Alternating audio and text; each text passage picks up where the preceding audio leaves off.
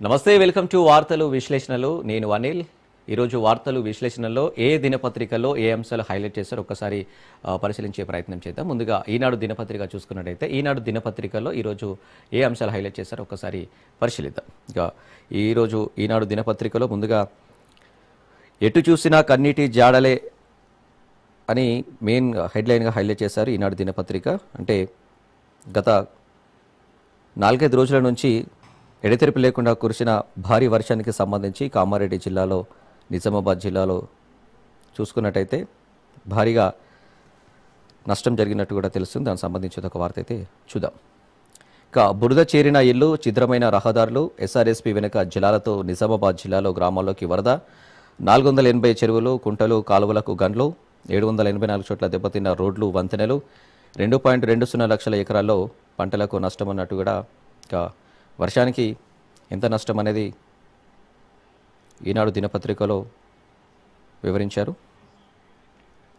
వర్షాలు తగ్గినా, వరదలు శాంతించినా అవి మిగిల్చిన నష్టం జాడలు బాధితులను కన్నీళ్ళైతే పెట్టిస్తున్నాయి. ఎందుకంటే కామారెడ్డి, నిజామాబాద్, మెదక్, ఆదిలాబాద్, నిర్మల్ జిల్లాల్లో బుధవారం, గురువారంలో కురిసిన భారీ వర్షాలకైతే పెద్ద ఎత్తున నష్టం వాటిల్లింది.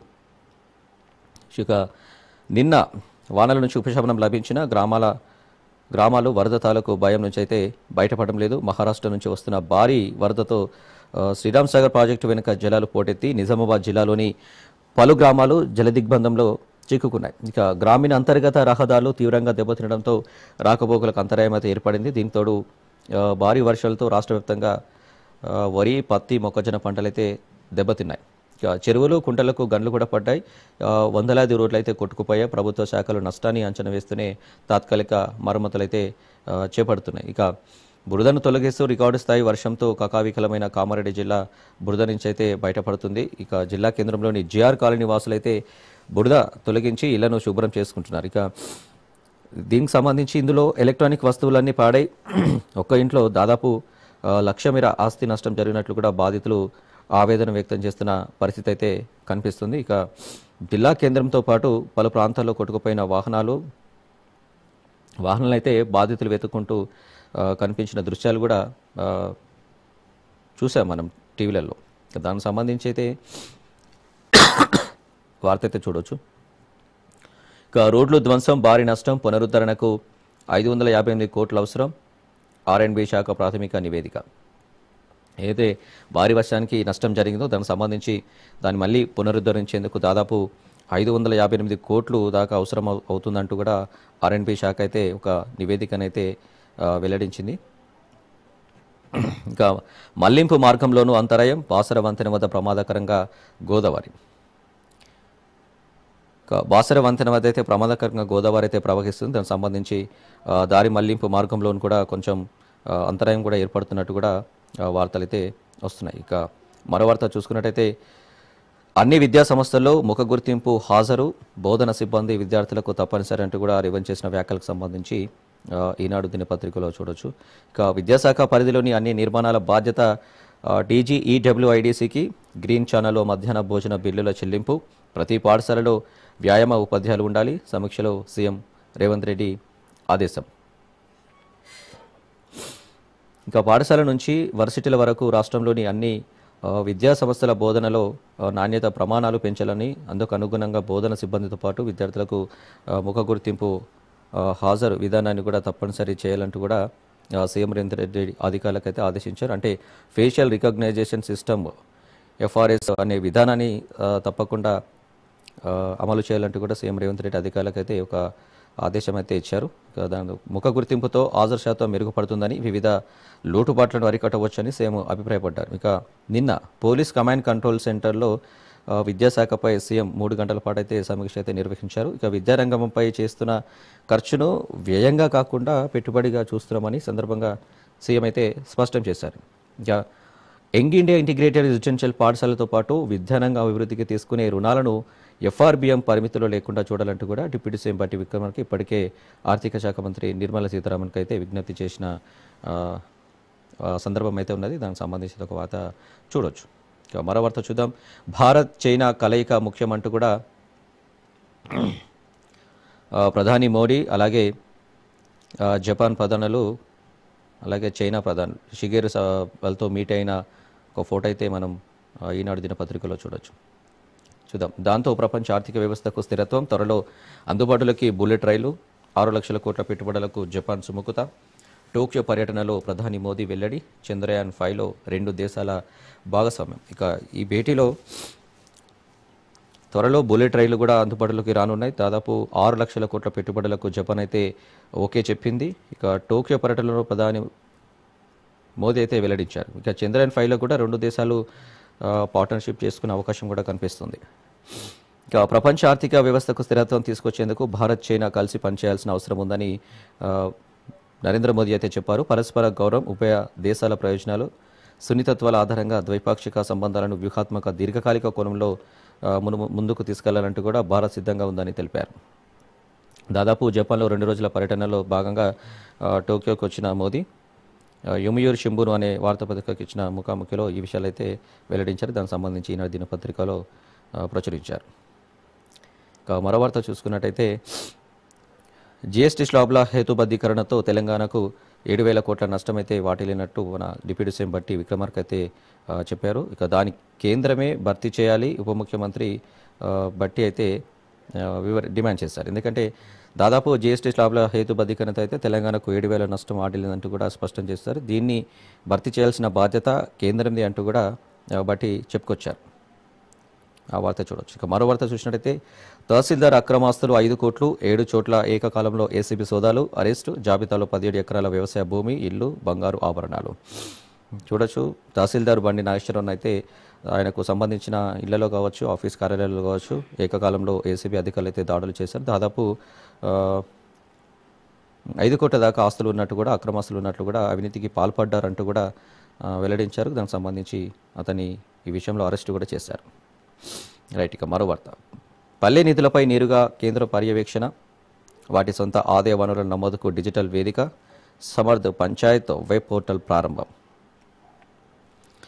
దేశంలోని గ్రామ పంచాయతీల ఆదాయ వనరుల డిజిటల్ వేదిక ద్వారా పర్యవేక్షిస్తూ ఆర్థిక నిర్వహణను బలోపేతం చేసేందుకు కేంద్ర ప్రభుత్వం సమర్థ్ పంచాయత్ వెబ్ పోర్టల్ను తాజాగా ప్రారంభించింది. ప్రస్తుతం పన్నులు, పన్నేతర ఆదాయాలు గ్రామాలకు పరిమితంగా సమకూరుతున్నాయి. వీటిని సాధారణ నిధి కింద పంచాయతీలు జమ చేస్తున్నాయి. ఇవి కాకుండా జనాభా ప్రాతిపదికన కేంద్ర, రాష్ట్ర ఆర్థిక సంఘాలైతే నిధులు ఇస్తున్నాయి. అవి సకాలంలో విడుదలవ్వక నిర్వహణ, అభివృద్ధి, వేతనాల చెల్లింపులకు నిధుల కొరత అయితే ఏర్పడుతుందంటూ కూడా చెప్పుకోవచ్చు. ఇక వీటన్నింటినీ సమీక్షించిన కేంద్రం పంచాయతీల వాస్తవ పరిస్థితులను అయితే తెలుసుకునేందుకు సన్నద్ధమైంది. ఇక గ్రామ పంచాయతీ పర్యవేక్షణకు సంబంధించి అయితే కేంద్రం పల్లె నిధులు నేరుగా కేంద్రం అయితే పర్యవేక్షిస్తుంది. దానికి సంబంధించి ఒక వార్త ఈనాడు దినపత్రికలు అయితే చూడొచ్చు. ఇక ఈ అంశాలకు సంబంధించి ఈనాడు దినపత్రికలు అయితే చూసాం. మరో దినపత్రిక ఆంధ్రజ్యోతి దినపత్రికను చూసుకున్నట్టయితే ఈరోజు ఏ అంశాలు హైలైట్ చేస్తారో ఒకసారి పరిశీలిద్దాం. రైట్. ఆంధ్రజ్యోతిలో అయితే నేటి నుంచి అసెంబ్లీ అంటూ కూడా మెయిన్ హెడ్లైన్గా హైలైట్ చేశారు. దాదాపు తెలంగాణ అసెంబ్లీ సమావేశాలు నేటి నుంచి ప్రారంభం కానున్నాయి. దాదాపు 3 రోజుల వరకు కొనసాగే అవకాశం ఉన్నట్టు కూడా తెలంగాణ ప్రభుత్వం అయితే వెల్లడించింది. దానికి సంబంధించి ఒక వార్త చూద్దాం. ఇక అసెంబ్లీకి ఈసారి కేసీఆర్ డుమా, కాళేశ్వరంపై ఆరోపణలు తిప్పికొట్టండి, వరదలు, యూరియా కొరతపై ప్రశ్నించండి, ప్రజా సమస్యలపై నిలదీయండి, బీఆర్ఎస్ వ్యూహంపై కేటీఆర్, హరీష్ రావులకు కేసీఆర్ దిశానిర్దేశం. దాదాపు అయితే ఈ అసెంబ్లీ సమావేశాలు కూడా కేసీఆర్ డుమా కొట్టే అవకాశం అయితే కనిపిస్తుంది. దాదాపు బీఆర్ఎస్ నేతలకు, కార్యకర్తలకు అయితే కాళేశ్వరంపై ఆరోపణలు తిప్పికొట్టండి, ఇక తెలంగాణలో ఎదుర్కొంటున్న సమస్యలు కావచ్చు, అలాగే వరదలు, యూరియా కొరతపై కూడా ప్రశ్నించినట్టు కూడా దిశానిర్దేశం చేశారు. దాదాపు ప్రజా సమస్యలపై కూడా నిలదీయండి అంటూ కూడా వారికి ధైర్యం చెప్పారు. ఇక బీఆర్ఎస్ వ్యూహంపై కూడా కేటీఆర్, హరీష్ రావులకు అయితే కేసీఆర్ దిశానిర్దేశం చేశారు. ఇక కేసీఆర్ ఫామ్ హౌస్లో ఇటు కేటీఆర్, హరీష్ రావు దాదాపు బీఆర్ఎస్ నాయకులకు మీటింగ్ అయితే చేశారు. ఆ మీటింగ్లో దాదాపు అసెంబ్లీలో చర్చించాల్సిన అంశాలపై, ముందుకెళ్లాల్సిన వ్యూహాలపై కూడా చర్చించారు. వాళ్ళకు దిశానిర్దేశం చేసిన అంశాలైతే కనిపిస్తుంది. ఇక తొలి రోజు మాగంటి గోపీనాథ్కు నివాళి అర్పించే అవకాశం ఉంది. అనంతరం బీఏసీ సమావేశం చేస్తారు. తర్వాత కమిటీ హాల్లో మంత్రివర్గ భేటీ అవుతుంది. స్థానికంలో బీసీలకు 42% రిజర్వేషన్లపై కూడా చర్చ జరుగుతుంది. జీవో ఇచ్చి ముందుకు వెళ్లే అవకాశం కూడా కనిపిస్తుంది. ఇక 40 రోజుల్లో ముగియనున్న ఎన్నికల ప్రక్రియ, కాళేశ్వరం నివేదిక పైన కూడా అసెంబ్లీలో చర్చ. దాదాపుగా బీసీలకు 42% పై చర్చ, అలాగే స్థానిక సంస్థల ఎన్నికలకు సంబంధించి కూడా ఒక అంశం అయితే ఈ అసెంబ్లీ సమావేశాల్లో అయితే చర్చకు వచ్చే అవకాశం ఉంది. ఈ అసెంబ్లీ సమావేశాలు వాడివేడిగా ఆ, జరిగే అవకాశం అయితే కనిపిస్తుంది. అంటే రాష్ట్ర అసెంబ్లీ వర్షాకాల సమావేశాలు ఈ రోజు నుంచి అయితే ప్రారంభం కానుండి. ఈరోజు ఉదయం 10:30 సమావేశాలు ప్రారంభమవుతాయి. ముఖ్యమంత్రి Revanth Reddy Jubilee hills MLA Maganti Gopinath మృతికి సంతాప ప్రతిపాదన అయితే చేస్తారు. దానిపై సభ్యులు మాట్లాడతారు. అలాగే శాసన మండలిలో మాజీ ఎమ్మెల్సీలు మాగం రంగారెడ్డి, రత్నాకర్లు మృతికైతే సంతాపం కూడా ప్రతిపాదనపై సభ్యులు మాట్లాడతారు. అనంతరం ఉభయ సభలు వాయిదా పడనున్నాయి. తర్వాత శాసనసభ స్పీకర్ ప్రసాద్ కుమార్ అయితే అధ్యక్షతన సభ వ్యవహారాల సలహా కమిటీ భేటీ కానుంది. సమావేశాలు ఎన్ని రోజులు నిర్వహించాలి, ఏ అంశాలపై చర్చించాలన్న దానిపై కూడా సంబంధించిన ఎజెండాను ఖరారైతే చేస్తారు. అనంతరం అసెంబ్లీ కమిటీ హాల్లో సీఎం రేవంత్ అధ్యక్షతన మంత్రివర్గం సమావేశం మరోసారి భేటీ అవుతుంది. ఇక అసెంబ్లీలో ప్రవేశపెట్టాల్సిన బిల్లులు, ఇతర విధానపరమైన అంశాలపై చర్చిస్తారు. స్థానిక ఎన్నికల్లో బీసీలకు 42% రిజర్వేషన్లు, కాళేశ్వరం కమిషన్ ఇచ్చిన విచారణ నివేదికను అసెంబ్లీలో చర్చకు పెట్టే విషయంపై కూడా నిర్ణయం తీసుకుంటారు. ఇంకా స్థానిక సంస్థల్లో బీసీలకు 42% రిజర్వేషన్ కల్పించేందుకు వీలుగా పంచాయతీరాజ్ చట్ట సవరణ బిల్లును అసెంబ్లీలో ప్రవేశపెట్టాలని అయితే ప్రభుత్వం భావిస్తుంది. ఒకవేళ దీని ఆమోదం తెలుపుతారా లేదంటే పెండింగ్లో పెడతారా అనేది కూడా వేచి చూడాల్సిన పరిస్థితి. వాస్తవానికి పంచాయతీరాజ్ చట్టంలో రిజర్వేషన్లపై ఉన్న 50% పరిమితిని ఎత్తివేస్తూ ఆర్డినెన్స్ తీసుకొచ్చిన సర్కారు ఆమోదం కోసం అయితే గవర్నర్ వద్దకైతే పంపింది. దాన్ని చూడాలి. దానికి సంబంధించి ఒక వార్త అయితే చూడొద్దు అసెంబ్లీ సమావేశాలకు సంబంధించి. మరో వార్త, బడుల్లో ముఖ గుర్తింపు హాజరంటూ కూడా కళాశాలను తప్పనిసరి చేయండి, మధ్యాహ్న భోజన బిల్లును ఆగొద్దు, ఆటలకు కాంట్రాక్ట్ ఉపాధ్యాయులు, విద్యారంగం మౌలిక వసతుల కోసం రుణాలకు నిర్మలమ్మను అనుమతి అడిగాం. ప్రభుత్వ బడిలో 90% విద్యార్థులు ఎస్సీ, ఎస్టీ, బీసీ మైనారిటీలే. 10 ఏళ్ల గణాంకాలతో నివేదిక ఇవ్వండి. విద్యాశాఖ సమీక్షలో సీఎం రేవంత్ రెడ్డి నిన్న విద్యాశాఖ అధికారులతో అయితే ఒక భేటీ అయితే దాదాపు 3 గంటల పాటు భేటీ కొనసాగింది. ఆ భేటీలో సంబంధించి అయితే ఇటు కాలేజీలో కానీ పాఠశాలలో కానీ అయితే ముఖ గుర్తింపు పెట్టాలంటూ కూడా ఒక ప్రతిపాదన అయితే తీసుకొచ్చారు. దాదాపు స్పోర్ట్స్లో కూడా ఒక కాంట్రాక్ట్ ఉపాధ్యాయులు కూడా ఉండాలంటూ కూడా చెప్పుకొచ్చారు. ఇక విద్యారంగంలో మౌలిక వసతుల కోసం నిర్మలా సీతారామన్కు ఒక ప్రతిపాదించాము అనే విషయాన్ని కూడా వెల్లడించారు రేవంత్ రెడ్డి. ఇక ప్రభుత్వ బడులో దాదాపు అయితే ఎస్సీ, ఎస్టీ, బీసీ మైనారిటీలే దాదాపు 90% ఉన్నట్టు కూడా ఒక నివేదికను అయితే వెల్లడించారు రేవంత్ రెడ్డి. దానికి సంబంధించి ఇక మరో వార్త, వరుణుడి విధ్వంసం అంటూ కూడా ఒక వార్త ఆంధ్రజ్యోతిలో చూడొచ్చు. అంటే దాదాపు ఎడతెరిపి లేకుండా కురుస్తున్న దాదాపు 3-4 రోజుల నుంచి ఎడతెరిపి లేకుండా కురుస్తున్న వర్షాలకు సంబంధించి అయితే ఎంత ఆస్తి నష్టం జరిగింది, ఎంత పంట నష్టం జరిగింది అనేది చూద్దాం ఒకసారి. వరద ఉధృతికి ఇసుక దిబ్బలుగా పంట పొలాలు, చేళ్లలో రాళ్ల కుప్పలు, తెగిన రోడ్లు, వంతెనలతో స్తంభించిన రవాణా, కామారెడ్డి టౌన్లో బురద, చెత్త చెదారం మధ్య మురికి కూపాలుగా ఇల్లు, విష సర్పాల ముప్పు. ఇక పాడైన టీవీ, ఫ్రిడ్జ్, విద్యుత్ ఉపకరణాలు, నెమ్మదిగా ఇళ్లకు చేరుకుంటున్న జనం, కొందరు ఇంకా పునరావాస కేంద్రాల్లోనే. బాసరలో ఆలయ సమీపంలోకి గోదావరి వరద, సిద్దిపేట కోమటి చెరువు వద్ద ఇల్లోకి చెరువు నీరు, భద్రాచలం వద్ద 43 అడుగుల ఎత్తులో గోదావరి ప్రవాహం, మరో 3 రోజులు వర్షాలే అంటూ కూడా ఒక వార్త అయితే చూడవచ్చు. ఎందుకంటే దాదాపు ఇట్లు రోడ్లు కానీ ఇటు వంతెనలు కానీ దెబ్బతినడం వల్ల రవాణా వ్యవస్థ అయితే పూర్తిగా స్తంభించిందని కూడా చెప్పొచ్చు. అది తాత్కాలికంగా మరమ్మతులు చేస్తున్నారు, మళ్ళీ పునరుద్ధరించేందుకు ప్రయత్నం అయితే ప్రభుత్వం చేస్తుంది. ఇక మళ్ళీ కామారెడ్డి టౌన్లో అయితే ఈ వరద ప్రవాహానికి తగ్గుముఖం పడ్డాక బురద, చెత్త చెదారం మధ్య మురికి కూపాలుగా ఇల్లు, దాదాపు నీళ్ళలోంచి విషసర్పాలు కూడా బయటకు వచ్చే అవకాశాలు కూడా కనిపిస్తున్నాయంట. దాదాపు ఈ వరద దాటికి ఇటు టీవీలు కానీ ఫ్రిడ్జ్లు కానీ ఎలక్ట్రిక్ ఐటమ్స్ కానీ అయితే దాదాపు పాడైనట్టు కూడా తెలుస్తుంది. 1 లక్ష పైగానే ఒక్కొక్కరికి ఆస్తి నష్టం జరిగినట్టు కూడా సమాచారం అందుతుంది. ఇక బాసరల ఆలయంలో సమీపంలో కూడా గోదావరి వరద అయితే పెరుగుతుంది. ఇక సిద్దిపేట కోమటి చెరువు వద్ద ఇళ్లలోకి అయితే నీరు చేరుతుంది. ఇంకా మరో 3 రోజులు వర్షాలు ఉన్నాయంటూ కూడా వాతావరణ శాఖ అయితే హెచ్చరికలు అయితే జారీ చేస్తుంది. ఈ వార్త చూడొచ్చు. మరో వార్త, 2 లక్షల ఎకరాలు నష్టం, వ్యవసాయ శాఖ అంచనా, సమగ్ర సర్వేకు సర్కారు ఆదేశం, ఎకరాకు 10,000 నష్టపరిహారం అంటూ కూడా ఒక వార్త అయితే చూడొచ్చు. మరో వార్త చూసుకున్నట్టయితే కాళేశ్వరం కేసును సిబిఐకి ఇవ్వాలంటూ కూడా ఒక వార్త చూడొచ్చు. వరద సహాయక చర్యల్లో ప్రభుత్వం విఫలం, అసెంబ్లీ సమావేశాల్లో నిలదీస్తాం, బీజేపీ నేత ఏలేటి మహేశ్వర్ రెడ్డి వ్యాఖ్య, అసెంబ్లీ ఆవరణలో పార్టీ శాసనసభ పక్ష కార్యాలయంలో బీజేపీ ఎమ్మెల్యేల భేటీ. కాళేశ్వరం కేసుకు సంబంధించి అయితే సిబిఐకి ఇవ్వాలంటూ కూడా ఒక ఒక వార్త అయితే చూడొచ్చు. ఇక ఇవి అంశాలు ఆంధ్రజ్యోతికి సంబంధించి వార్తలు. నెక్స్ట్ సాక్షి దినపత్రిక చూసుకున్నట్టయితే సాక్షి దినపత్రికలో ఏ అంశాలు హైలైట్ చేస్తారో ఒకసారి పరిశీలిద్దాం. కాళేశ్వరమే ఎజెండా అంటూ కూడా సాక్షిలో చూడొచ్చు. నేటి నుంచి అసెంబ్లీ వర్షాకాల సమావేశాలు, కాళేశ్వరం ప్రాజెక్టు అవినీతిపై చర్చకు కాంగ్రెస్ వ్యూహం. ఈరోజు జరిగే అసెంబ్లీ సమావేశాలకు సంబంధించి అయితే మెయిన్గా అయితే కాళేశ్వరం, అలాగే 42% బీసీ రిజర్వేషన్కి సంబంధించి, అలాగే స్థానిక సంస్థల ఎలక్షన్లకు సంబంధించి ఈ 3 అంశాలకైతే మెయిన్గా అసెంబ్లీ సమావేశాల్లో చర్చించే అవకాశం అయితే కనిపిస్తుంది. ఈ 3 అంశాలకు సంబంధించి వాడివేడిగా సమావేశాలు అయితే జరుగుతాయి. ఇక జస్టిస్ పీసీ ఘోష్ కమిషన్ నివేదికతో బీఆర్ఎస్పై దాడికి సన్నద్ధం. అసెంబ్లీలో చర్చ ద్వారా విషయాన్ని ప్రజలోకి తీసుకెళ్లే ప్రయత్నం. కమిషన్ విచారణపై పీపీటీకి ఛాన్స్ ఇవ్వాలంటున్న బీఆర్ఎస్, నివేదికను అడ్డం పెట్టుకుని బురద జల్లే ప్రయత్నం అంటూ ఆరోపణ. ఇక సిబిఐ విచారణకు డిమాండ్ చేయనున్న బీజేపీ. ఈ సమావేశాల్లోనే అసెంబ్లీ డిప్యూటీ స్పీకర్ ఎన్నిక.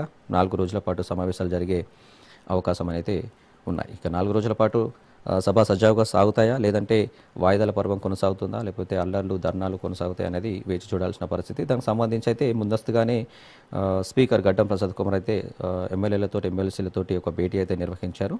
అలాంటి ఏమైనా జరిగితే ముందుగానే దృష్టికి తీసుకొచ్చి వాటి ఆపే ప్రయత్నం అయితే చేయాలంటూ కూడా ఒక దిశానిర్దేశం అయితే చేసిన పరిస్థితి. ఇక అసెంబ్లీ వర్షాకాల సమావేశాలు నేటి నుంచి ప్రారంభమైనాయి. ఇక సభలో వ్యవహరించాల్సిన తీరుపై కూడా అధికార కాంగ్రెస్తో పాటు ప్రతిపక్ష బీఆర్ఎస్, బీజేపీ ప్రతివ్యూహాలతో సిద్ధమయ్యాయి. కాళేశ్వరం ఎత్తిపోతల పథకంపై జస్టిస్ పీసీ ఘోష్ కమిషన్ ఇచ్చిన నివేదికను అసెంబ్లీలో ప్రవేశపెట్టడంపై ప్రభుత్వం ప్రధానంగా దృష్టి కేంద్రీకరించింది. ఇక మాజీ ముఖ్యమంత్రి కేసీఆర్ అయితే గత బీఆర్ఎస్ ప్రభుత్వాన్ని లక్ష్యంగా చేసుకుని విమర్శల దాడికి అధికార పార్టీ అయితే సిద్ధమవుతుంది. ఇక దీనిపై ప్రత్యేక దర్యాప్తు బృందం సిట్ ఏర్పాటు దిశగా ప్రభుత్వం కసరత్తు చేస్తుంది. మరోవైపు కాళేశ్వరం ప్రాజెక్ట్ ఏదైతే ఉందో అధికార పక్షం నుంచి ఎదురయ్యే విమర్శల దాడిని తిప్పుకుట్టేందుకైతే బీఆర్ఎస్ కసరత్తు చేస్తుందంటూ కూడా ఒక సమాచారం అయితే అందుతుంది. ఇక పవర్ పాయింట్ ప్రజెంటేషన్ ద్వారా ప్రాజెక్టు గురించి పూర్తిగా వివరించేందుకు అవకాశం ఇవ్వాలని పట్టుబడినట్టు కూడా తెలుస్తుంది. ఎందుకంటే మెయిన్ కాళేశ్వరం ప్రాజెక్ట్ అనేది పీసీ ఘోష్ కమిషన్ కూడా దానిపై దర్యాప్తు అయితే చేసింది. దాని కమిషన్ వెల్లడించే అవకాశం కూడా కనిపిస్తుంది. మరి బీఆర్ఎస్ దాడికి ప్రతిదాడి కాంగ్రెస్ ఎలా ఇస్తుంది, అసెంబ్లీలో ఎలా జరుగుతుంది, దానిపై బీజేపీ కూడా ఎలాంటి వ్యూహం రచిస్తుంది అనేది కూడా వేసి చూడాల్సిన పరిస్థితి. ఇక 4 రోజుల పాటు సమావేశాలు, ఈరోజు నుంచి అసెంబ్లీ ఉభయ సభలు సమావేశాలు అయితే ప్రారంభమైతే 4 రోజుల పాటు కొనసాగే అవకాశం ఉంది. తొలి రోజు జూబ్లీహిల్స్ నియోజకవర్గ దివంగత ఎమ్మెల్యే మాగంటి గోపినాథ్కి అయితే సంతాపం తెలిపి అనంతరం అసెంబ్లీని అయితే వాయిదా పడుతుంది. అంటే ఈరోజు అసెంబ్లీ సమావేశాలు స్టార్ట్ అయిన తర్వాత మాగంటి గోపినాథ్ మరణించారు కాబట్టి దానికి సంబంధించి ఒక సంతాపం తెలిపిన తర్వాత అసెంబ్లీ వాయిదా చేస్తారు. దాని అనంతరం శాసనసభ స్పీకర్ ప్రసాద్, మండలి చైర్మన్ గుత్తా సుఖేందర్ రెడ్డి అధ్యక్షతన వేరువేరుగా బిజినెస్ అడ్వైజరీ కమిటీ అయితే సమావేశాలు జరుగుతాయి. ఎందుకంటే సమావేశాలు ఎలాంటి నిర్ణయాలు తీసుకోవాలి, ఎలాంటి చర్చ సాగాలి, ఏ రోజు ఏ అంశంపై మాట్లాడాలనే విషయాలపై కూడా గడ్డం ప్రసాద్ అలాగే గుత్తా సుఖేందర్ రెడ్డి అయితే వేరువేరుగా భేటీ అయితే చేస్తున్నారు. చూడాలి ఏం జరుగుతుందనేది అసెంబ్లీలో. రైట్. ఇక మరో వార్త, కాళేశ్వరం నివేదికపై మళ్లీ హైకోర్టుకు మధ్యంతర అప్లికేషన్ దాఖలు చేసే యోచనలో బీఆర్ఎస్. అసెంబ్లీలో కాళేశ్వరం చర్చకు కేసీఆర్ హాజరుపై సందిగ్ధం. ఎర్రవల్లి నివాసంలో కేసీఆర్తో మాజీ మంత్రి హరీష్ రావు భేటీ. సుప్రీంకోర్టులో రాష్ట్ర ప్రభుత్వం కేవేట్ పిటిషన్ వేసినట్లు కూడా సమాచారం. ఈ అసెంబ్లీకి కూడా కేసీఆర్ డుమ్మకొట్టే అవకాశం ఉన్నట్టు కూడా సమాచారం అందుతుంది.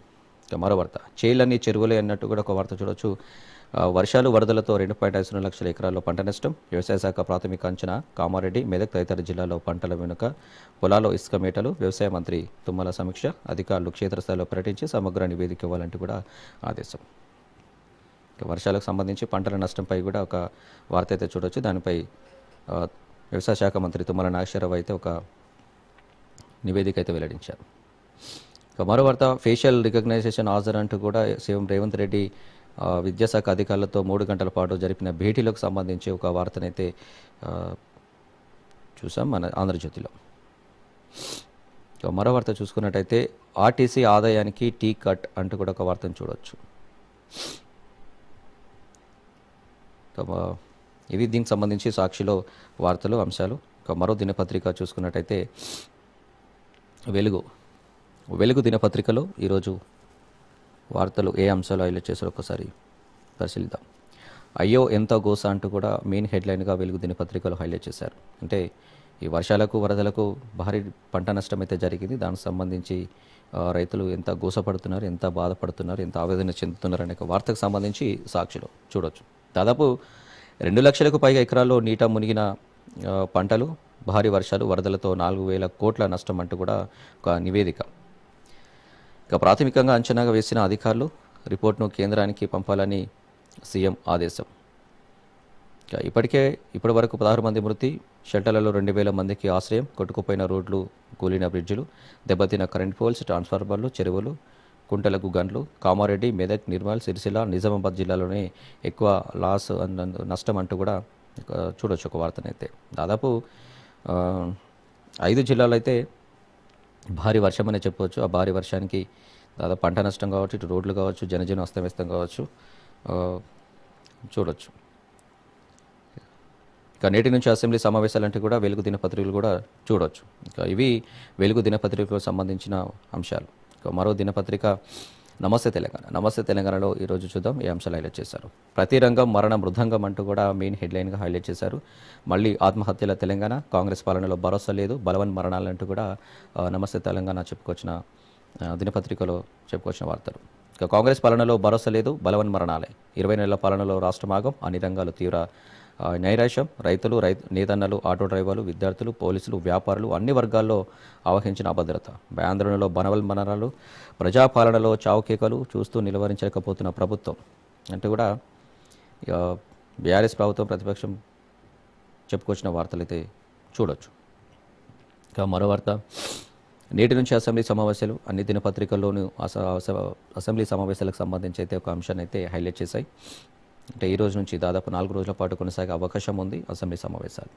అసెంబ్లీలో పీపీటీకి అవకాశం ఇవ్వాలంటూ కూడా బీఆర్ఎస్ ఎమ్మెల్యేలు మన స్పీకర్ గడ్డం ప్రసాద్కు ఒక వినతి పత్రం అయితే ప్రతిపాదించారు.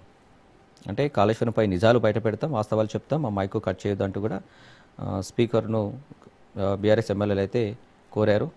చూద్దాం ఎలాంటి మాట్లాడతారో దానికి సంబంధించి. ఇక విజిలెన్స్ రిపోర్టు కరప్ట్ అంటూ మరో వార్త చూద్దాం.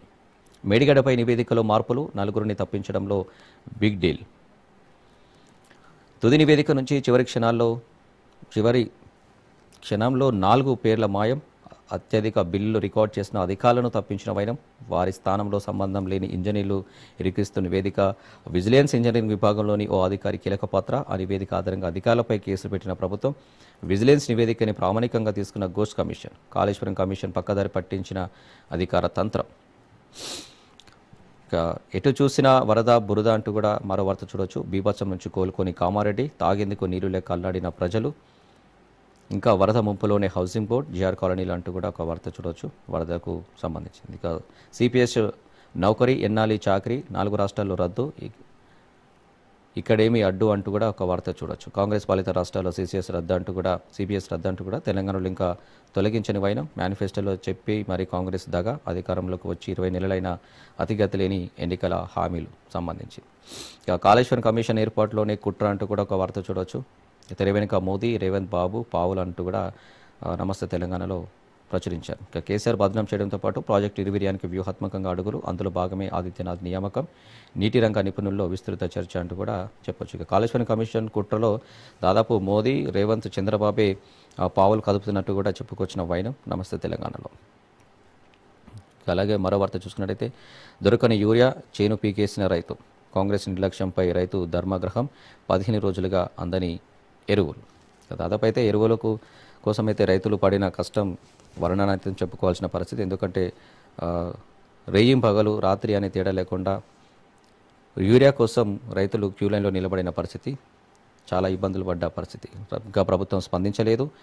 యూరియా కొరతకు ఎలాంటి ఇబ్బంది లేదంటూ కూడా ప్రభుత్వం చెప్పుకొస్తుంది. అయినా ఎక్కడ చూసినా యూరియా కొరత ఉంటుందంటూ కూడా రైతులు వాపోతున్నారు. పంట వేసి దాదాపు రోజులు గడుస్తున్నా ఇంకా